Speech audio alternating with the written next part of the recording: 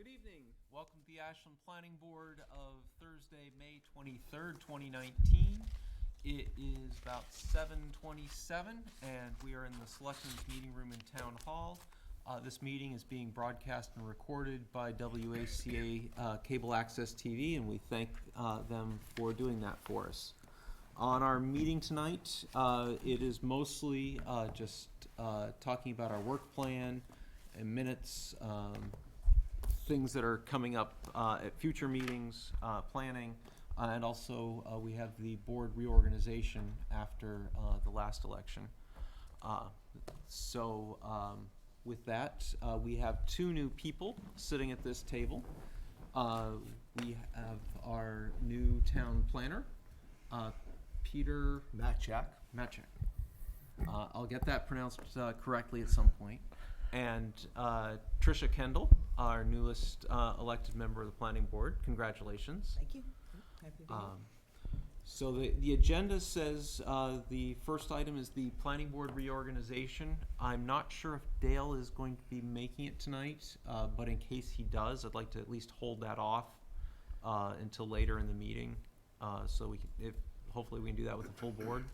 I think that would be good. And I'd like to go in and talk about some of our work agenda and zoning issues. We've talked about our work agenda, which is mostly around zoning issues, possible changes to our subdivision rules and regulations and such. I don't have a copy of that in front of us.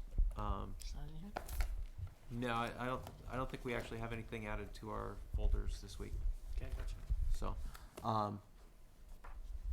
I probably should have printed out a copy, or sent you a copy to print out for us. But the main things that I'm aware of, we talked about changing the use table for our, there are a number of uses listed as industrial uses, including mini storage, which is what the self-storage facilities are listed as, which is currently allowed in our industrial, of course, as well as in some of our commercial districts. And we had talked about moving forward to fall town meeting to take that out of commercial districts, because we really have enough in our commercial districts, and probably should have done that several years ago, but we didn't. So we are where we are now. Another zoning issue that I'm hoping to do over the course of the next year, talked about doing a small homes zone, which would be probably an overlay. And the thought is, we have a lot of homes that are on small lots and they're small houses, and these areas predate our current zoning. And under our current zoning, the lots are too small, the houses are too close to the front or to the sides, and so they always have to get dealt with under the rules for pre-existing non-conforming in the zoning. And when you have a neighborhood where almost every house fits into that, that says to me it's not something wrong with the neighborhood, it's something wrong with the zoning. And we ought to look at how we can change our zoning to make it so that those people don't have to jump through hoops because it's non-conforming if they want to put on an addition or something. But at the same time, we protect the character of the neighborhood. And my thought is that these tend to be small lots with small homes, so we could have an overlay district that says if you have a house smaller than, and I'm just making up numbers because I haven't looked at, I would, what's actually out there, say 2,000 square feet is no higher than 24 feet tall, only has a one-car garage, then the minimum lot size is, 20,000 square feet. Totally making up these numbers, and the side setbacks are a little more and front setback are more flexible, and such. And that way, all of these pre-existing non-conforming, or at least a good portion of them, now become conforming under the overlay, and it's much clearer what they're allowed to do. It keeps people from knocking down a house in one of these neighborhoods and putting up a big tall monster that fits the setback, so it's allowed by the zoning, but it's really not what is consistent with the neighborhood, and I think that would be better for everyone. So, it's simple for you. if you want to talk, please come to the microphone, but I will recognize you, and you do need to state your name and address for the record. So Okay. I know nobody else knows you. They're lucky. Mark Tassoni, good evening. 49 Hawthorne Road, Ashland, Mass. What you're trying to do here is to update the zonings to the more in character and matched up with the math to the land use. Yes. Thank you. So, and there's a third zoning coming up for fall town meeting. We had the discussion in January or February about the rail transit district, where in lot, let's see, I don't remember the lot numbers, but on the side of the road where the apartments are, but closer to the middle school, it's currently zoned so that they can put in a whole bunch of townhouses and basically clear cut most of that and put in townhouses. Under the purchase agreement with the town for the other lot, we got a deed restriction on that sets aside a good portion of that as open space, that they can only develop a smaller portion of it, but in return, they want to have that higher density. And I was talking with the developer again, I had a chat with them on the phone, and their thought is to come back in June, not only with talking about the zoning again that would be necessary for them to build this, but they have now gone out to the site and they don't have just a rough example that's, photocopied from some other place where they've built something in another state. It's actually what can actually be built on that land, taking into account, the topography and all of that, and to really get a good idea of this is what they want to do, which would give people a much better handle on whether or not the zoning change that they'd be looking for makes sense. And if it does, the plan would be to work forward to have that for fall town meeting. And a specific thing that would need to happen is we would need to change the zoning for that particular parcel to allow them to do what they want to do if there's support for it, correct? Yes. And I know there have been complaints in town of legitimate complaints that too often our zoning changes come at the behest of developers. Mm-hmm. This one appears to be coming at the behest of a developer, but if you step back a step further, it's actually coming at the behest of the town manager, because it was his plan to build taller instead of more spread out, and thereby save a lot of that land as open space. So I just wanted. I think just to comment on this, I know there's been some discussion at the Board of Selectmen's meeting, and there was an early, very rough presentation to us in January, but I think getting this information out to the public ahead of time, ahead of those meetings, like let it circulate and matriculate, and we need to have it ahead of time, and let's really be prepared for that discussion, because there's a lot of community feedback on that. Yeah, on the phone, one of the things I mentioned was when they did the balloon test at the Valentine estate, and they said one of the selectmen mentioned that as well. What's a balloon test, Preston? A balloon test is if you want to build some fairly large buildings somewhere and want to really give people a sense of what are these going to look like, well, you know how tall the corners of the buildings are and the peak of the roof, and so you can get some helium balloons and measure out the string and tie them at the base and float them up on a calm day, and you can see exactly where the top of the building is, if it were built there. Has that been done? And the problem with, they did that at the Valentine Estate when they were talking about doing the 40B there. The problem with doing that at this site is it's heavily wooded. So in order to do that, you might have to cut trees down just to be able to get the strings straight up. Which of course is not something we'd probably be all that excited about,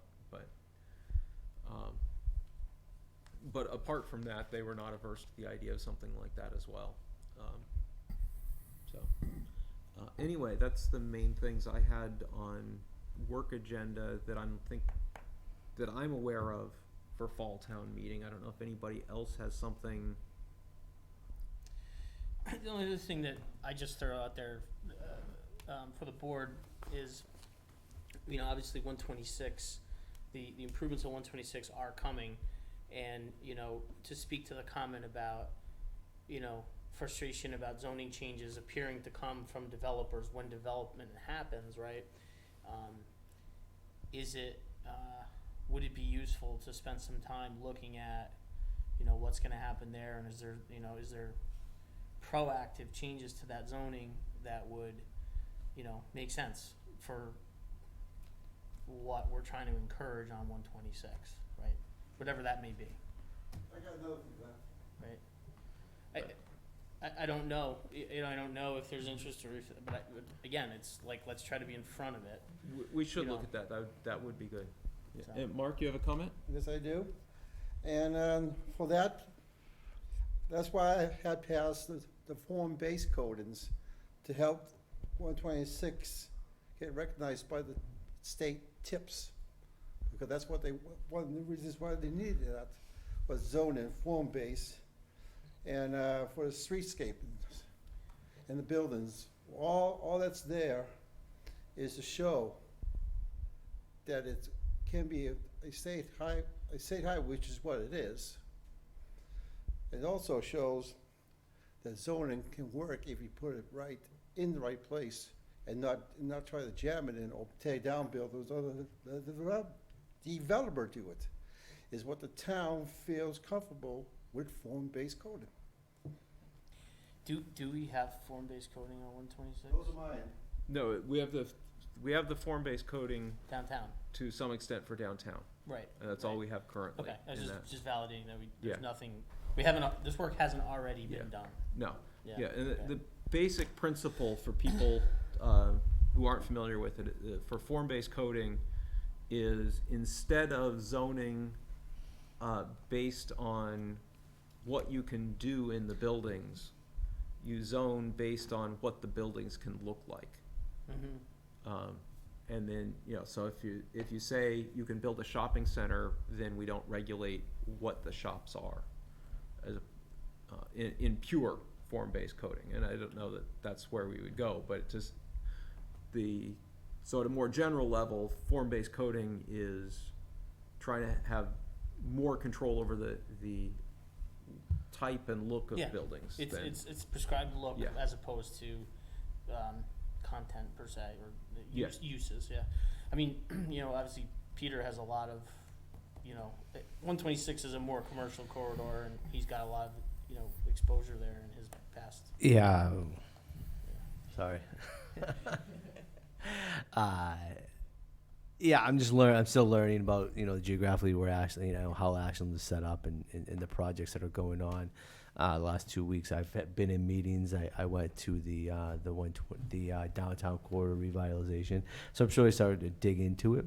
But obviously, looking at it and hearing the conversations, I agree that when a large infrastructure investment is being made by this town and or by the state, that it's good for the town, and I would say the best practices are for towns to proactively rezone that corridor prior to that investment being made. So after that investment is made, you can see that economically develop in a matter that was well thought out by the townspeople ahead of time. and then so you're acting proactively rather than reactively. I think if that development and that investment is made and zoning stays the same, that's when you cut into the situation where the property values along that roadway increase, in the property owners come in and they sell their property, and developers come in and they say, hey, I want to do this X, Y, or Z to really take advantage of the developments and the infrastructure quality, and so then you put yourself in a reactive, I would say, position in front of a rezoning effort, and so it makes sense that this is the time to look at it. I know one thing that the town did receive a grant to look at the zoning in the downtown ahead of the corridor redevelopment here in the downtown, burying the power lines and all that great stuff that's going to happen. So it does make sense to be proactive about this.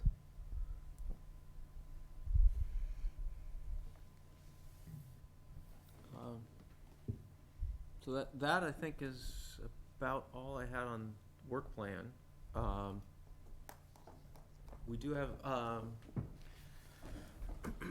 let's knock off this set of minutes that we have.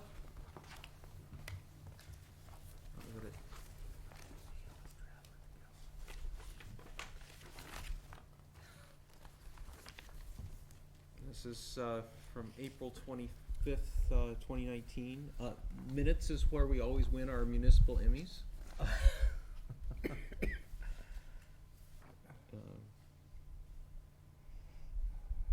This is probably the most boring TV.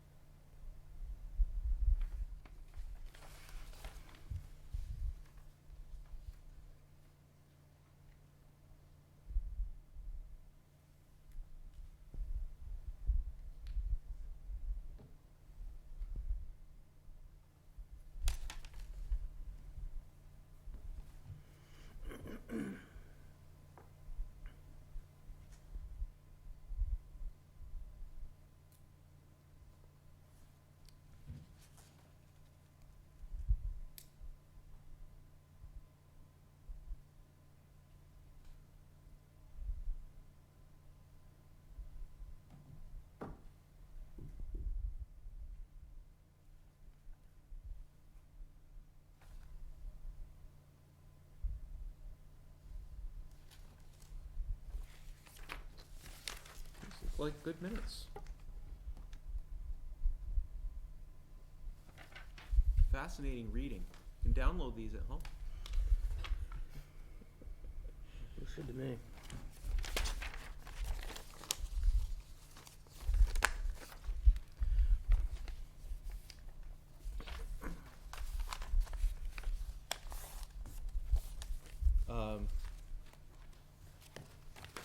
I realize the two of you weren't here for the minutes, for the meeting. We do need a majority to pass voting on the minutes. So you legally are allowed to vote on the minutes if you believe they're an accurate representation of the meeting, though traditionally people tend to abstain on minutes votes for meetings unless their votes are needed. So given the situation, I'm comfortable with it. so and you were here for this meeting. I was. I'm going to abstain. you know, you don't get a vote. Much as sometimes I'd like for you to have one, but, is there a motion to approve the minutes of April 25th as written? So moved. Is there a second? Seconded. Okay, all in favor? Aye. Any opposed? It passes 4-0. Thank you. And we understand that Dale is not going to be here tonight. I mean, he holds some positions, right, in question, so we should wait, right? We could wait till the next meeting to reorganize, if that's the preference of the board.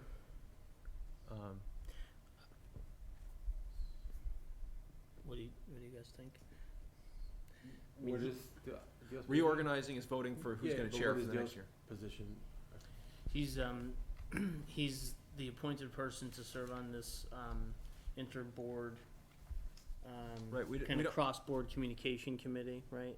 yeah, He's at least that, and then I think he has I think he's the clerk. he's the clerk of this Yeah. board technically. So reorganization would be the chair, vice chair, and clerk. But we typically do review the other appointments, right? That's true too. So like his appointment as liaison to this inter-board committee, right? That would be something we would We've review. got that, we've got the, my appointment to Metro West Regional Collaborative, and your appointment to CPC. CPC. Yeah. So, I mean, how sure are we? Is he? When's our next meeting? Our next, our next meeting's gonna be June 13th. Okay. Do we have anything on the agenda for that at this time? We do. We Okay. have Tom Powers from United will be here to talk about their proposed development in the Rail Transit District. Okay, the one I talked about Gotcha. before. It's Yeah. June 13th. June 13th, and then I believe the following meeting is gonna be June 20, yes, Thursday night, June 13th, and then the following meeting will be June 27th. Okay. It just feels weird to me to like make decisions about stuff without It him does. here. That's my only reservation. So. With nothing super pressing, might as well. Okay, I mean, I don't have a problem with anything, but just on the off chance that he has something he wants to say or doesn't want to be in a certain position, that's fine. okay. Just to be official, can I have a motion to postpone the planning board reorganization until our next meeting? So moved. Second. All in favor? Aye. Any opposed? That's 4-0. Okay. So we at least recorded that. Do we have any other administrative matters? Do you have anything? You had a couple of upcoming projects you wanted to inform the board about? Yeah, there was just a couple projects that are kind of going on, and obviously they're kind of starting to kick off, I would say. Not kick off, but I'm just kind of learning about them. Number one, just to bring to everyone's attention, is Whittemore Estates subdivision. There was a notice, I believe, sent to the members of the planning board on March 19th, 2019, from town council Lisa Mead, concerning the approval of Whittemore Estates. A little history digging around. Whittemore Estates was approved 3 years ago in 2016. The board did not, I would say, endorse the subdivision, the Mylar subdivision, which therefore would be recorded at the Registry of Deeds. With that said, the applicant and the consultant have come forth, and they're looking for endorsement. They have also submitted a covenant to the town. However, I did bring that to town council for her review, and that does need some work, the covenant. So in the next couple of weeks, I will be working with town council, reviewing that covenant, and I would say to revise the covenant to a level that's satisfactory to her. And then, it's up to this board reading through this memo to really, that comes down to, since the subdivision plan is 3 years old and it has not been endorsed, there's really there's nothing in the approved decision dating to 2016 that says the board's, there's no clock, and so therefore the board has the right to endorse this decision. However, I would say the board also has the right to ask the applicant to come back in front of the planning board and to, I would say, in a limited capacity, review the subdivision, and kind of bringing everything back up, looking at everything once again, just because of the amount of time that has passed since the previous approval of the subdivision. And that's where this I would say memo from town council would kind of comes into play. So I would ask everyone to read this memo.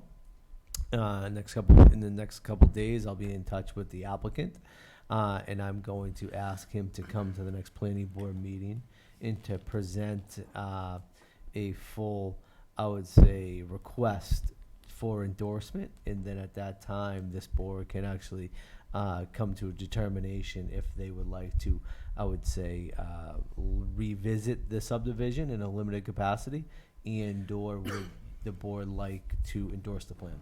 And so really it comes down to a decision of this board.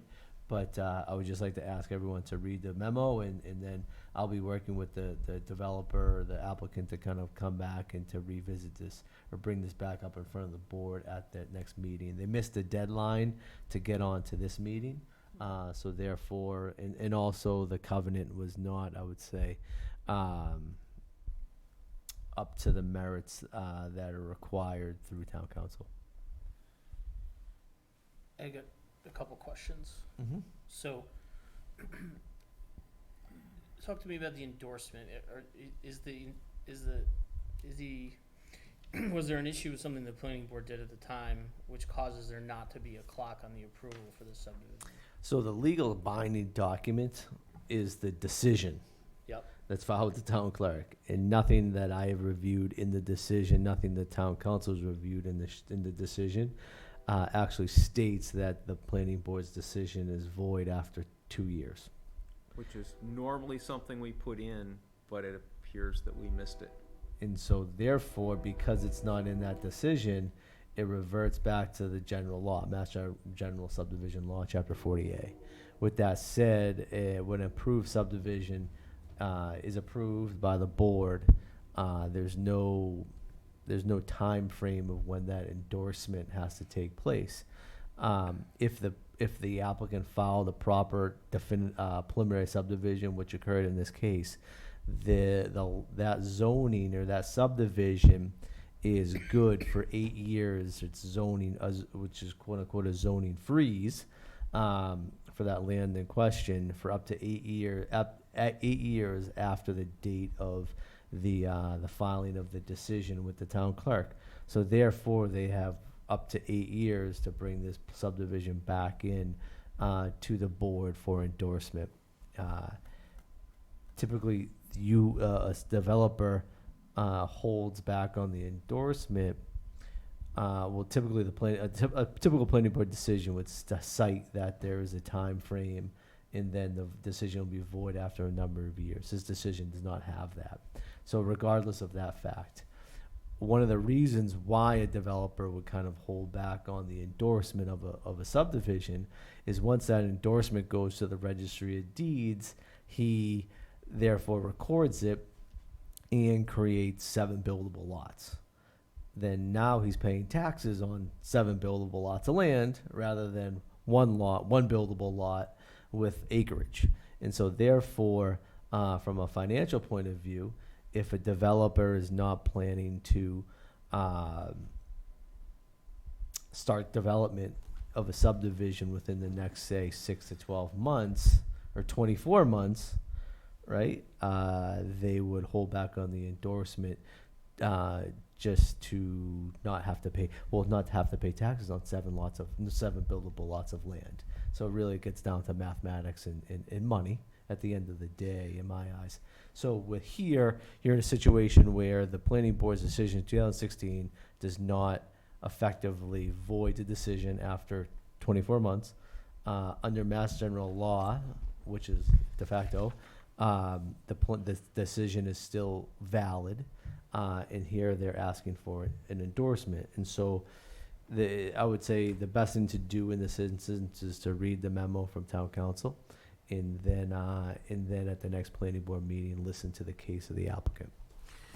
So because of the way this is framed, this isn't a refiling of the subdivision plan. It is a kind of a re-vetting at a high level? Like, how Correct. do You're we- looking at it like I think that term re-vetting is a very good term. Is there binding, do we have a binding ability to shape if something's fundamentally changed, and for some reason something needs to change, is there an ability to influence it at this point?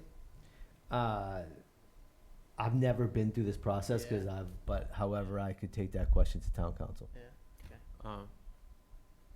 My sense is, just for the community as a whole and for the fact that most of the board members are new from when this came through, that I would like to see them present, this is the subdivision that we have on paper, here's where the road's gonna go, these are where the houses are gonna go, this is the trail easement, and, all the different aspects of it, just so everybody knows what all we're talking about. And, maybe it'll be pretty straightforward after that, maybe it won't, but that's kind of the presentation I would like to see. Okay. No, I think that's a good idea. And I think we need to make sure that I do think we should put stop clocks on our approvals. And obviously, you weren't the town planner at the time, and it is what it is. So, but we just like going forward. My opinion is we should put some limitation on these plans. Yeah. I agree 100%. Obviously, it's obvious that I wasn't here and drafted the decision in 2016. Most decisions and all decisions that I've professionally developed do have a 24-month kind of sunset, I typically would call it. I think almost all of ours do. It just somehow got missed on this one. Yeah, and so I think it's one of those things. It's a best practice. A lot of towns use it. I think like I said, it's a best practice. The decision that is filed with the town clerk does not have it.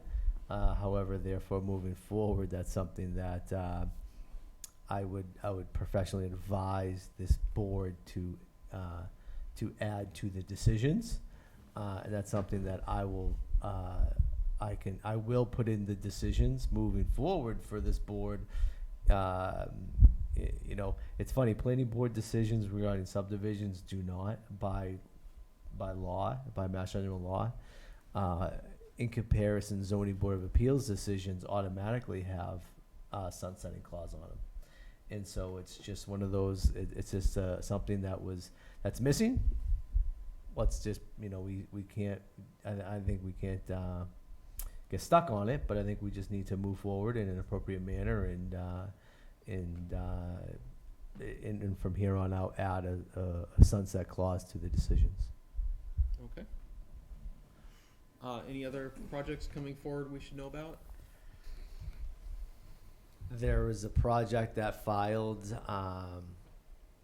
however, the addresses escape me. I'm still just trying to remember the people's names in the building.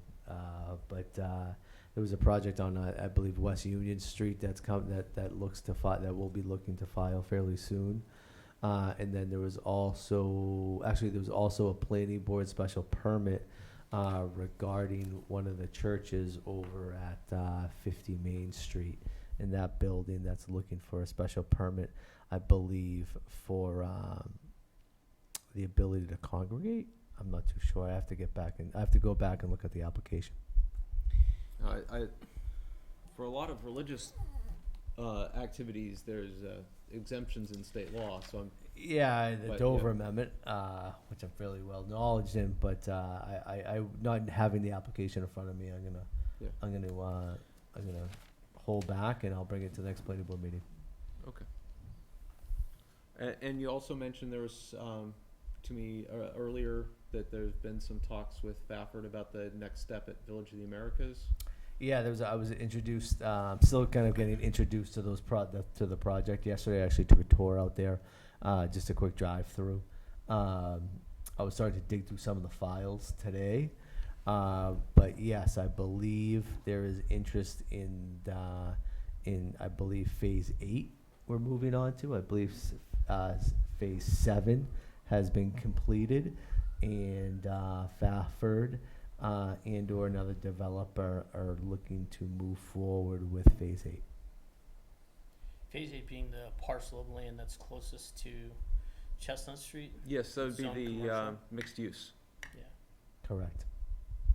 So they had talked about doing a zoning change to just build condos there, and there was pushback on the density from the residents, and saying they wanted a park space if they were doing that, and apparently they've decided no, they're just going to go with what they already have. Is the direction they're heading right now, so we'll see. I think it's still very early and preliminary. On the West Union, is that commercial, residential? Like, do you remember? I would have to go back into Yeah, my that's fine. office and take a real kind of dive into it. Next meeting. Okay. Is that all does anybody else have any member reports? Anything going on in town you want to talk about? Then I think we are done for tonight at 8:03. If somebody wants to make a motion. I make a motion to adjourn the meeting at 8:03. Seconded. All in favor? Aye. Any opposed? That passes 4-0. Thank you.